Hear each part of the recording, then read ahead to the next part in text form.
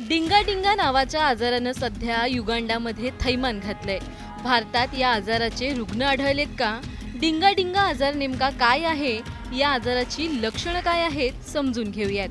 व्हिडिओमध्ये दिसणाऱ्या या मुलांना पाहून तुम्हाला वाटलं असेल की ही मुलं नाचतायत, पण तसं नसून या मुलांना डिंगा नावाच्या आजारानं ग्रासलंय. डिंगा आजारामुळे शरीरात अनियंत्रित कंपनं होतात आणि चालताना अडचणी येतात. युगांडामध्ये या आजाराचे रुग्ण मोठ्या प्रमाणात आढळत आहेत. या आजाराची लक्षणं खास करून महिला आणि मुलींना झाल्याचं निदर्शनात आलंय. या आजाराची लक्षणं झाल्यानंतर रुग्णांमध्ये अनेक लक्षणं आढळत आहेत. यामध्ये रुग्णांचं शरीर सातत्यानं आणि जास्त प्रमाणात हलू लागतं. एखादा माणूस डान्स करतो त्याप्रमाणे शरीराची हालचाल होऊ लागते.